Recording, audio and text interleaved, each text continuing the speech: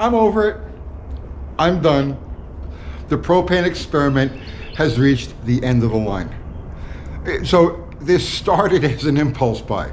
I'm going through Marketplace. I see this propane carburetor and everything that goes with it for like $300, whatever it was. It was cheap.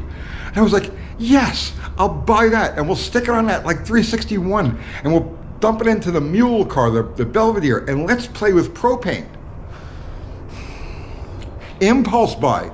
I never in my life had any intention, any inclination to run anything on propane. But I said, you know what, let's try it. It could be interesting. Yeah, it's really not interesting, okay? I'm really not interested in it. And we've seen it through to the point that we actually got it to the track. Last Saturday night, we ran it up Buffalo Valley, and it was just slow and disappointing. Well, it wasn't really disappointing. It was kind of like more or less what I had expected. It's weak. It's a lot weaker than gasoline. So in that video, at the end of the video, I threw it out to you guys. I says, in the comments, let me know what you think we should do with this. So the people who responded to that were pretty evenly split, right? So about a third of you guys were like, keep going with it, keep playing with it. It needs more compression. It needs a different cam. It needs another mixer, right? Keep going with it. It'll work out eventually. About a third of you guys were like, done, all right? Proof of concept. You put it together, you got it running, you got it down the track, and it sucks, right? Now move on to something a little more interesting. I'm leaning in that direction. About a third of you guys were like, put a carburetor on it. Just leave everything else alone, stick a carburetor on it, and run it again. So I started down that path. So I pulled this contraption off the top of the engine, and I bolted on the most meekest, mildest box stock 600 vacuum secondary Holley I could find on there. And yeah, surprise, surprise, it runs so much stronger with the carburetor. Will it set the world on fire? No, it's still just like a little 361. But it's a significant difference. Is it worth it to me? Is it worth it to all of us to book a dog? For me, I got to book a dog sitter. I got to shoot a whole day in the ass to take this thing to the track, to run it down the track, to show that yes, it's a lot stronger with a stupid little carburetor and gasoline in the tank. No, it's not worth it, right? Just take my word for it. It runs much better on gasoline. So that's it. I'm cutting and running. This engine is coming out. I mean, the engine itself is good. Not very good. It's just, you know, an assemblage of parts. But there was another proof of concept with this also, because this is a block that we had freeze cracks in it. And at the old shop, we flux core welded the freeze cracks in it. And it hasn't leaked a drop. So, okay, flux core cold, flux core welding, freeze cracks in an engine block works. There's the proof of it. But I want these heads for a different engine. I've got a stroker motor that I want these heads for. This engine's coming out. It's coming apart. I'm done with this whole thing.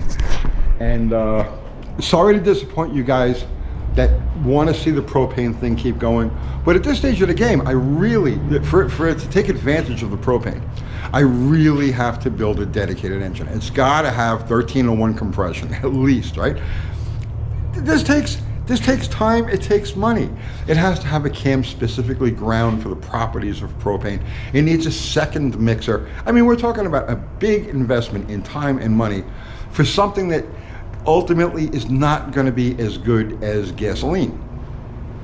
Economy.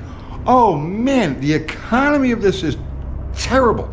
Now, if you're running like a forklift or you're running a car down the road. So think of this, right? To run a typical car down the road at like 65, 70 miles an hour, it takes about 25 horsepower.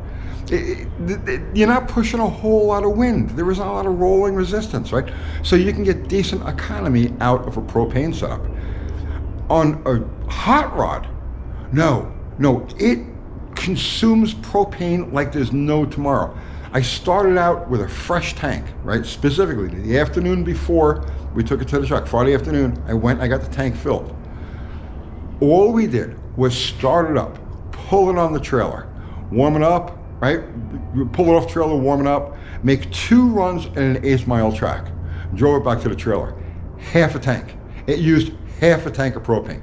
How much propane is it going to use if I have to stick a second mixer on here? Not worth it. Totally not worth it. And not worth the inconvenience of having to run and get the tanks filled. You know, you can't just, you know, get a can of propane and carry it around with you, you know? So, no. Done with that. We're not done with the car. A car is great. It drives so nice. It's perfect. It's simple. But we're going to go back to its original purpose, which was to try different things, different engines, different ideas. The propane was one of the ideas that we tried, and it didn't work out. Let me go back to something real quick, all right, about the characteristic of propane when it comes to a hot rod or a drag-oriented setup. This is important, and this is like one of the stumbling blocks. The propane carburetor operates off of velocity. So when you open the throttle blades, the pressure drop pushes this thing open or forces this open, and this is what it's breathing through. So unlike a gasoline setup, where when you open a throttle, you're instantly pulling fuel through the boosters, you get your accelerator pump and you're pulling the fuel and she responds quickly. On this, when you open the throttle, it takes an instant for this to start moving, for it to start opening up. Essentially, a propane carburetor is almost like having a 4-barrel carburetor with vacuum secondaries, both primary and secondary. Think about that, right? There's no direct correlation between the throttle and fuel pulling action. That diaphragm has to raise that puck or whatever the hell it is to get things flowing. So there's always going to be a lag. Not something you'll ever see if you're driving it down the road, but definitely something you're going to see if you're trying to get it to respond over starting line. 2 mixers would probably make it hit better. But I'm over it. I just don't care anymore. I'm done with the whole thing. So the propane setup, any of you guys local to Nashville, because I'm not shipping anything, any of you guys local to the Nashville area that want to come and buy this, I'll give it to you for a friggin' song. Like everything, the tanks, I got extra, I got 20 feet of hose, you know, fuel line, I got this, I don't know, give me a couple $100 and get it out of here. All right, so what are we gonna do with this car now? What's the next phase? I have a few things that are going on. The first is, you remember about 2 weeks ago, I showed you that 383 that I bought. Well, it's been hanging off the back of my wrecker now for a couple of weeks, and I still have no idea what the internal condition of this thing is. It's locked up solid, but I want to do a tear down on this, and I want to do like a day 2 rebuild on a typical muscle car engine from the era. So it's out of a 71 Plymouth Roadrunner. It's the 300 horse version of the 383. And what I'd like to do with this is tear it down, fix what's wrong with it, put it together as it would have been back in the day, you know, back in the 70s, you know, typical bolt-on stuff, and just see what it does. Let's stick it in this car and play with a day 2 muscle car engine. I think it'll be a neat series from beginning to end, tearing the motor down, fixing what's wrong with it, and then, you know, the final setup and tuning and everything. But keep it simple, keep it really basic, stick it in here and, you know, send it. Oh, and then I go across my super lightweight small block. I've decided that I think I can make these things go without cylinder heads or an intake manifold, just like that. We'll see how that goes. I know, right? I'm an idiot. And I want to get back to my Hemi here.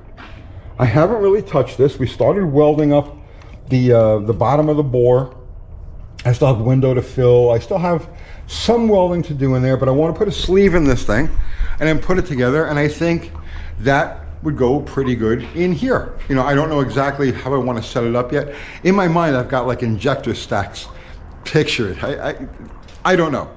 I'm getting ahead of myself. But the first thing I want to do is that 383. And also I've got a stroker motor that I want to build. I've got all the parts sitting in the house. I've had this thing sitting around for ages. So I think it's finally time that we get that out and start putting it together. And that'll end up in here too. It's like, this is the purpose of this car. The reason I put it together with the motor plates and all of that was so you could do quick in and out, right? It's like a universal car that I could just plug any engine into and send it.